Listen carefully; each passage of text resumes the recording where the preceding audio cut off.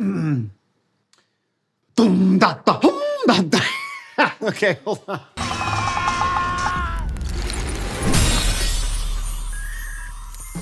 In the summer of 2023, an article appeared in the New York Times heralding the revival of a genre once described by NME as the worst of all time: nu metal. Reporter Jasmine Lee claimed that this genre, once known around the turn of the millennium for ball-bearing necklaces and gigantic Jinko trousers and kilts, was finding a new audience with younger listeners thanks to TikTok and Y2K revival and enduring teen angst. The article was titled, "Are You Ready? The Nu Metal Renaissance is Upon Us." Jasmine Lee, I was born ready. Look, I admit it, I love nu metal. I am a nu metal guy. People will say, you know that guy, Sam Sutherland? And others will respond, oh, the nu metal guy? Never heard of him. I came of age with this music. This is some of the first music that I ever really liked. Nevertheless, there is no denying that over the last few years, a genre that's always been kind of popular but a little outside has seemed maybe actually popular. A few years ago, I went on the internet with the express purpose of defending nu metal against a heavy metal expert and anthropologist. We're gonna see a lot of people saying this was just a flash in the pan and it should be stricken from the entire family tree. But I think, you know, tragically or not, the sort of tendrils of these bands exist in a lot of contemporary hardcore, contemporary metal. You know, we hear Deftones in a lot of stuff. We hear Korn in a lot of stuff. I'm sorry to say it, we hear a lot of Limp Bizkit. Yeah. It's like herpes, I guess. That's the one that stays with you forever, right? Who knows here? Okay, nu metal is like herpes. Anyone know? Most quotable quote. Well, I'm Sam Dunn. I'm co-founder of Banger Films, and we've been making films and TV series about music for almost 20 years, including many films about metal. And that's really the shortest possible version as to why we're here sitting and talking about nu metal together. You're a bit of a metal purist, and it feels like metal purists, you don't love nu metal. Why? What is it about nu metal that real, like, hardcore metalheads, it just doesn't always do it for them? Well, I mean, first of all, purists are the worst. Right, okay. We're picky and we're opinionated and we're fickle. But, you know, stepping back and taking, I guess, a more observational perspective on why a lot of metalheads did not resonate with nu metal in a nutshell was because I think in many ways, sonically, aesthetically, it just didn't seem like metal to many of us. And so what does that mean? Well, it didn't have all of the attributes of metal that we had grown so accustomed to for decades prior to the nu metal explosion. From the simple, mundane things such as long hair and a certain style of dress to the importance of a guitar solo. And we could go down a deep rabbit hole as to why guitar solos matter to people, but metal was the one place from a purely musical standpoint where, like, the solo was a deeply celebrated and revered element of the music, and nu metal, more or less, and there were exceptions, did away with the guitar solo.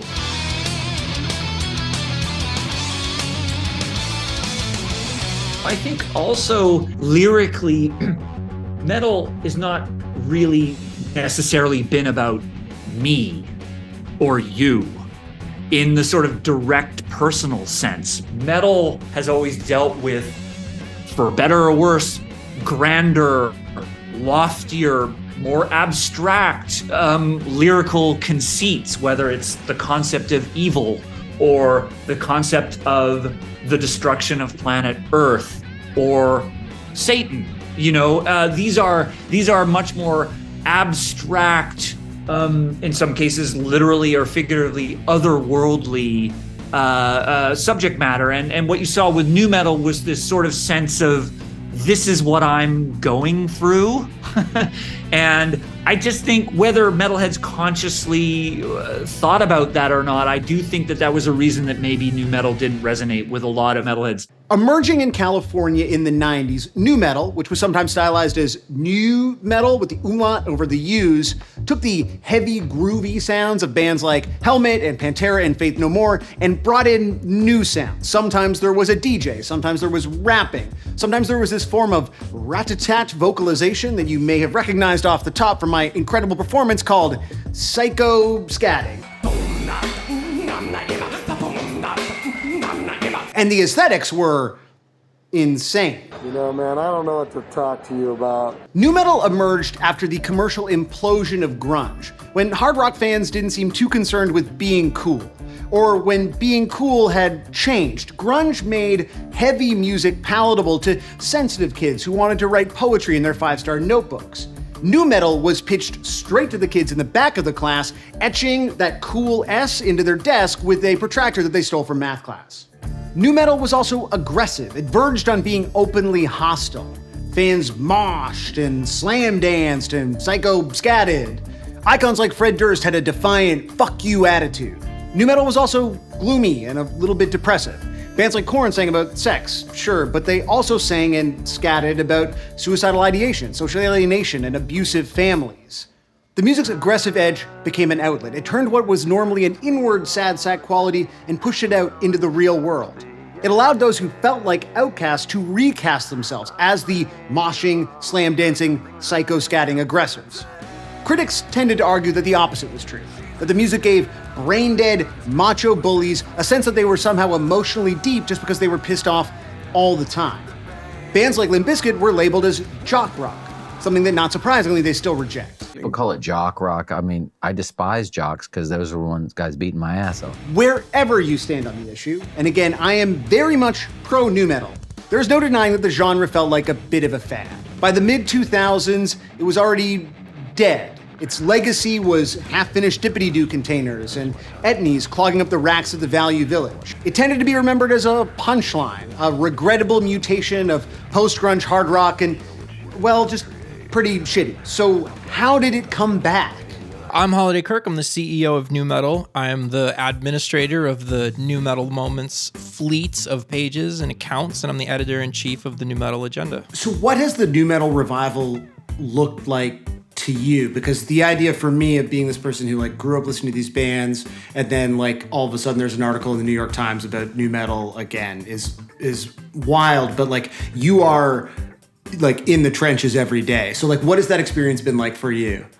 So a nu metal revival, there's a lot of good and there's a lot of bad. No, there's not. There's just a lot of good. Why would I say there's a lot of bad? That's so stupid. So with nu metal revival, there's been a lot of reclaiming of the biggest names in nu metal, like reclaiming the legacy of them.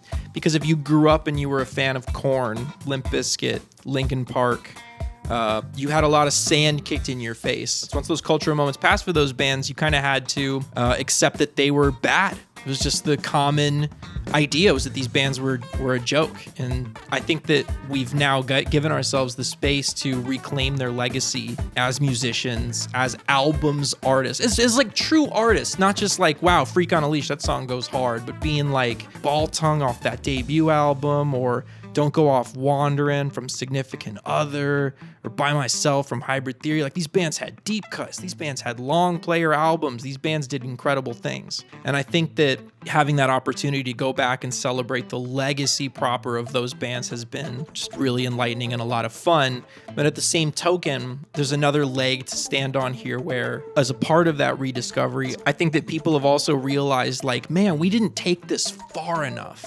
Nu metal had so much left to give. This was such an innovative and compelling genre of music. And there's just so much more gas in the tank. It's not just about nu metal becoming popular again. The demographics are shifting too. Even the most die-hard defenders of the genre would have a hard time denying that original flavor nu metal tended to be pretty white, pretty male, pretty straight, pretty cis. I'm not saying it's jock rock, God forbid. I'm just saying that it was pitched directly to listeners who looked more or less like me. And now things are changing. One of the things that makes nu metal to me such a source of inspiration was it was the first genre of rock to greet the advent of black music into the mainstreams, particularly rap and hip hop, as a challenge and not a threat. Because when rap and hip hop broke into the pop market, it innovated so quick, so fast, that rock music was kind of shocked into this state of nostalgia.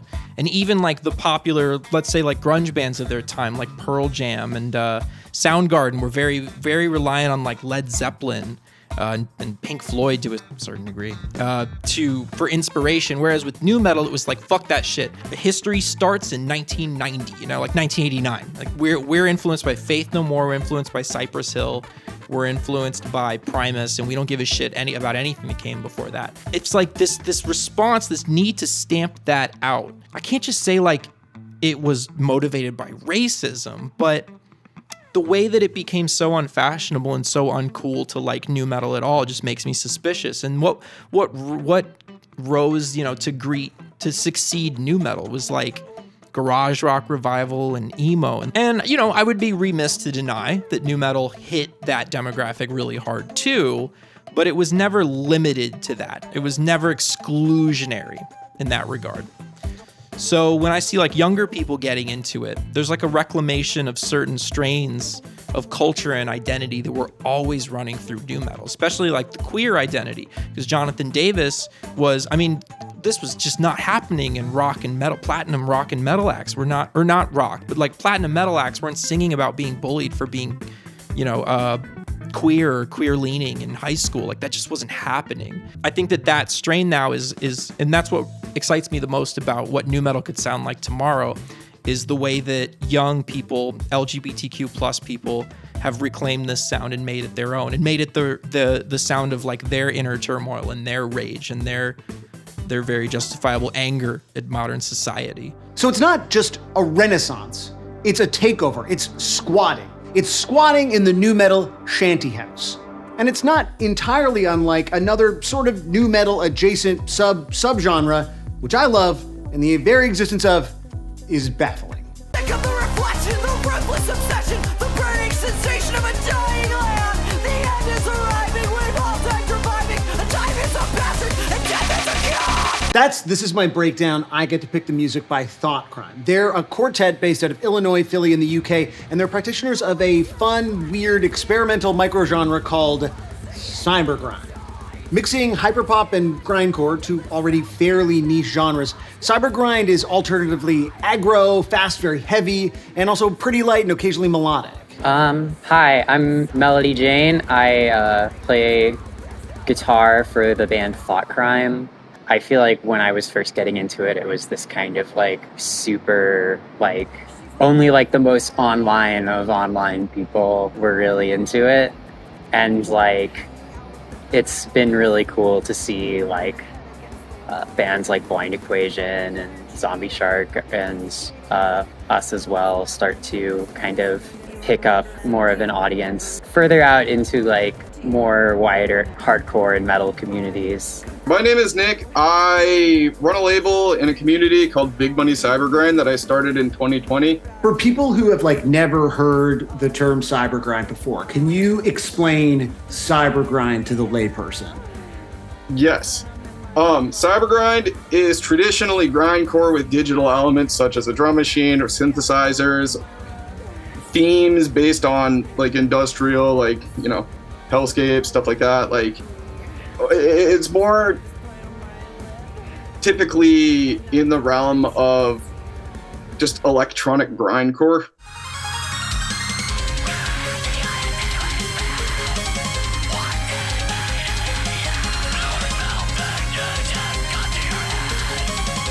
Emerging in England in the mid-1980s, grindcore was a very fast, insanely heavy new strain of heavy metal that drew on industrial, crust, and thrash to produce something very fast and a little bit silly sometimes. Napalm Death, one of the pioneering grindcore groups from the West Midlands, released a song called You Suffer in 1987 that is 1.3 seconds long. It's one of those things that is so short and so loud and so silly that it kind of has to be a joke, right?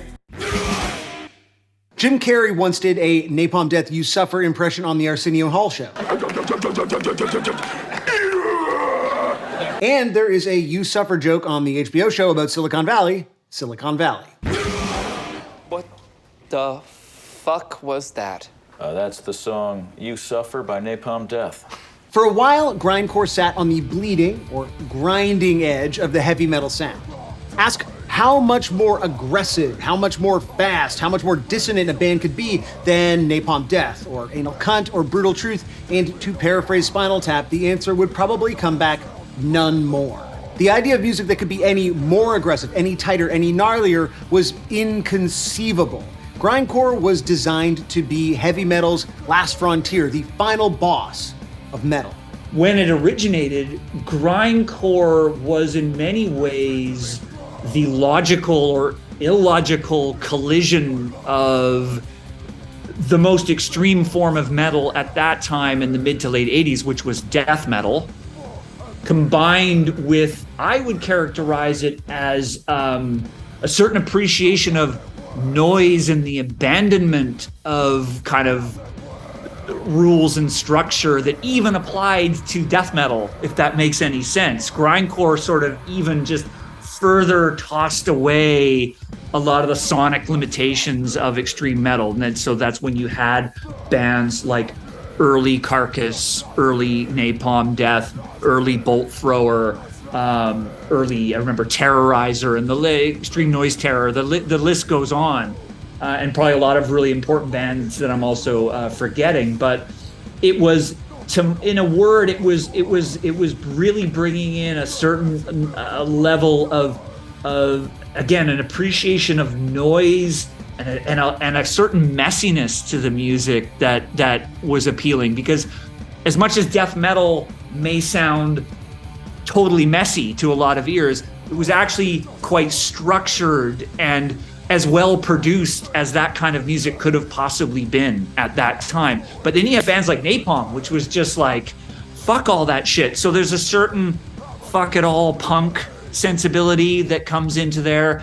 So in a 2-minute ramble, that's the best I think I can summarize grindcore. But as anyone who watches this program or just uses the internet knows, there is always a further perimeter online. And when you know that is exactly what happened with grindcore. The heaviest metal music ever made mutated and changed online to become something even crazier, even heavier, even stranger.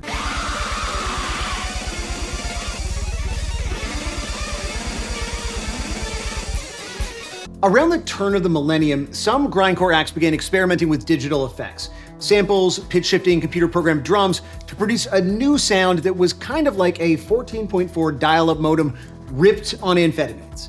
This is cybergrind. Like hyperpop, cybergrind has a surreal, almost self-reflective quality. It's music about the digital world. It's sound and textures, sure, but also the sense of alienation and isolation that can create. It's grindcore for kids who feel odd or feel a little marginalized by mainstream society, and definitely kids who are extremely online. My name's James McHenry. I write, produce, sing, do everything for a project called Blind Equation.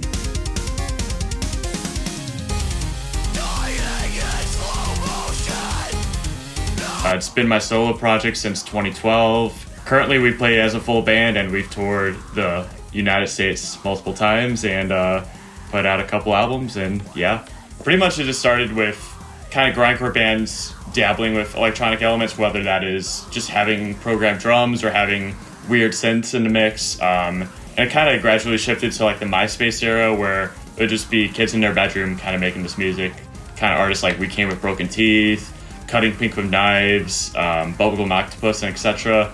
It would be a little bit more roughly produced and kind of toy around more with the electronic side because it's just easier to do that with your computer rather than getting a band together to write riffs on a guitar and whatnot. So a lot of cybergrind around then sometimes had guitar, but usually it was a very minimal part of it if it did have it in there, or it was just straight up programmed. And then there's a little bit of a lull in the basically like the entire 2010s. And right now, Cybergrind has kind of branched off into so many different directions that like, you know, Blind Equation sounds barely anything like Thought Crime or Zombie Shark, but yet we're still all under this kind of Cybergrind umbrella. So really it's just electronic, experimental, metal, metalcore, grindcore. That's kind of unified under the same ethos of just making heavy music just on your computer and not really thinking about the kind of norms or standards that go into writing a record for like a metal band or like a metalcore band or a deathcore band and whatnot. Just like kind of throwing all that away and just doing something fresh and basically just writing like metal music but under an electronic music context. I'm a true admirer of the meme vortex that it feels like you have created, in particular on Twitter. It's crazy because I never used Twitter ever in my life until like January 1st, 2021, when I started like the Blind Equation Twitter. And like, it was just crazy because really like I just didn't know how to use Twitter. So I would just like kind of shitpost and like my shitpost would gain a lot of attention. And like eventually just kind of resorted to me just tweeting Cybergrind and nothing else. Cause I took the inspiration from people just tweeting Bolt Thrower and nothing else.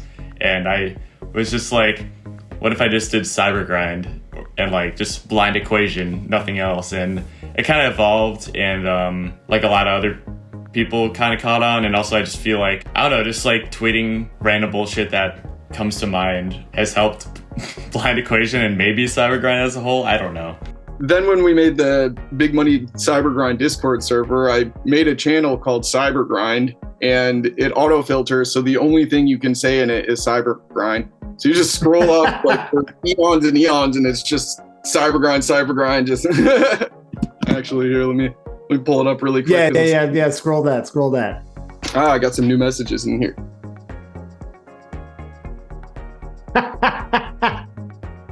Oh shit. Okay. It's kind of funny in the context that is like a sign-in sheet. I want to talk a little bit because the Discord's a perfect way into this. You know, grindcore historically has been this like very misanthropic, I mean, satirical sometimes, but like occasionally mean-spirited genre. At least when you think of like, I don't know, anal cunt or whatever. Oh yeah. It feels like the audience for Cybergrind is deliberately like, I mean, it's a lot younger, it's a lot more diverse. Do you think that's true? And what do you think it is about the genre that pulls in a different audience than maybe some other traditional just metal subgenres? Today it is. It used to not be like that though, especially in the MySpace age. There were some prolific artists who just suffered major brain rot from the, corners of the internet, as most people did back in the day, and that kind of leached into the genre. So it's become this, chain of positivity, I suppose, where we just kind of help each other out in that aspect. It's always been inclusive. Cybergrind has a very large trans community, and it's always been important to the Cybergrind community. So all of these things coming together, it just kind of, I do give that part credit to Cybergrind being as successful as it is right now. This is where Cybergrind seems to echo or overlap with the nu metal revival. The Cybergrind project is all about reclaiming music that is very loud and aggressive, but also historically very white, very straight, and very male. Despite the much-hyped renaissance of nu metal musical styles, fashions, and hairdos, the genre has suffered a more serious assault in the mainstream press recently. In the last few years, 2 whole-ass documentaries have been made about Woodstock 99, the ill-fated iteration of the Summer of Love music festival that prominently featured then-popular nu metal and alt-metal acts like Godsmack, Kid Rock, Rage Against the Machine, Sevendust, Korn, and of course, Limp Bizkit! The festival was infamous for mismanagement and calamity. Sweaty, sunstroke festival goers were gouged for bottles of water. Several women were sexually assaulted. A full-on riot broke out. People started fires. During a performance of Break Stuff, attendees started ripping plywood off of a perimeter fence and crowd surfing, and I will admit that the last one sounds fun. In the media at the time, Woodstock 99 was widely regarded as some low point in the culture, a nadir, a sinister festival of noxious vibes that seemed to portend the encroaching dark cloud of the new millennium. Of course, the fact that the festival was held just months before the turn of the millennium made that argument pretty convenient. And instead of blaming the cash-hungry baby boomer promoters who were skimming on everything from security to washrooms, the media then and now had the gall to blame the bands, nu metal bands. I don't see anyone blaming Rusted Root. Remember Rusted Root? They were there. Woodstock 99 wasn't just a bad music festival. It was a dark omen of the Trump era. Those mosh pits during Nookie, they were the original January 6th riots. Fred Durst, you know who else promoted a culture of red cap wearing lawlessness? That's right. Beyond being a wildly simplistic thesis, the idea that Woodstock 99 prefigured Trump, MAGA culture, January 6th, QAnon, whatever, just seemed really unfair. It totally underestimated the intelligence of the audience while totally overestimating the thrall of Fred Durst. Also, I do recall Fred Durst literally pleading for sanity as things spiraled out of hand. Those talks went through a lot of effort to dig up nu metal just to bury it again. And I can't imagine nu metal fans were too happy. I wasn't happy. I think that the more difficult and more rewarding task might be to actually try to understand nu metal and nu metal fandom, both past and present.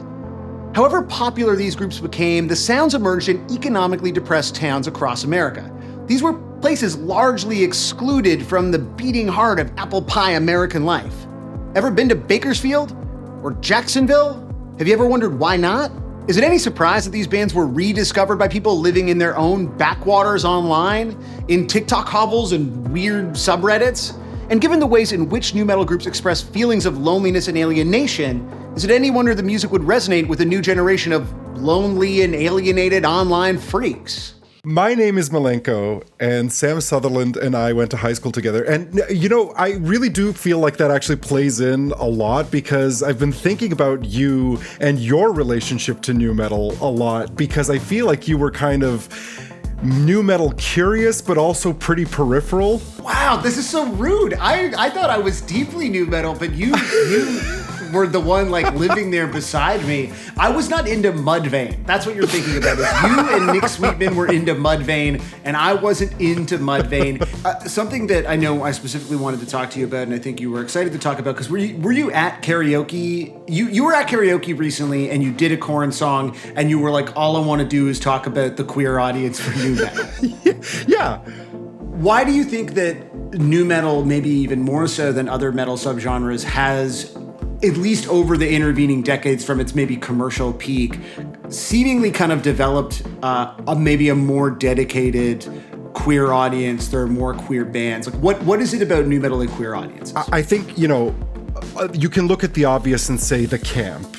You can say the ridiculousness, you can say the over-the-topness. But if you look deeper, there's a kind of introspection and there's a kind of like sort of self-awareness in some of it that's very steeped in like emotions, and there's also silliness, of course, but there's just like it's so varied, like queerness itself. It has all of these things that it can be mined for, but I think like at the top of the list is the camp, you know, and the kind of goofiness, because there's that's sort of what initially drew me to it.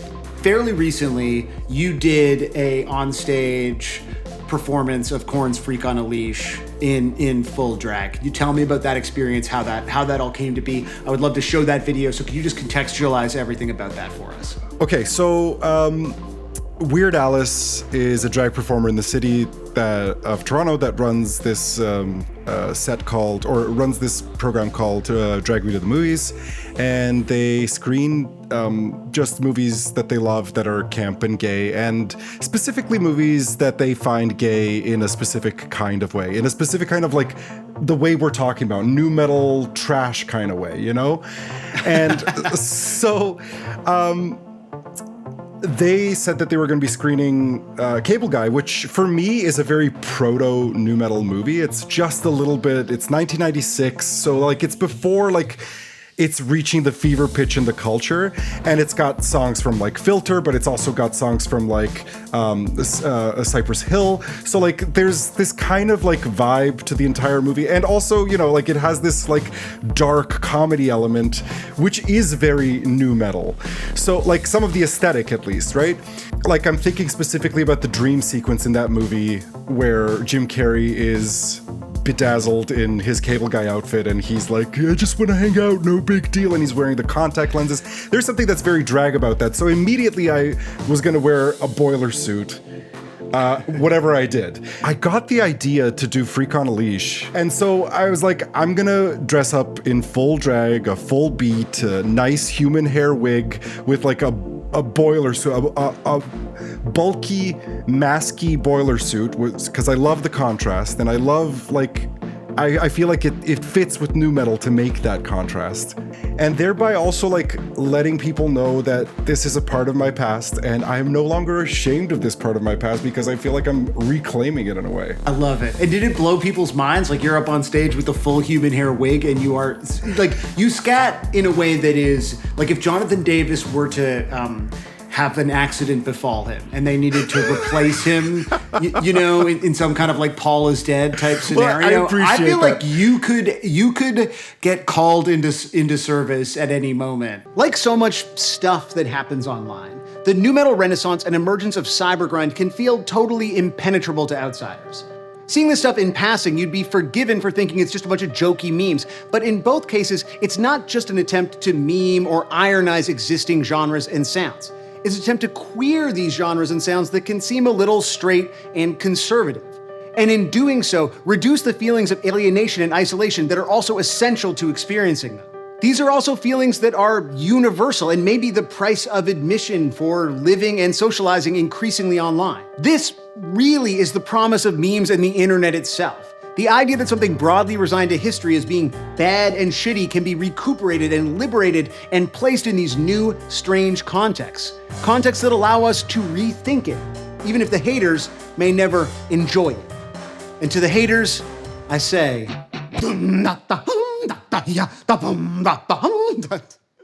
okay.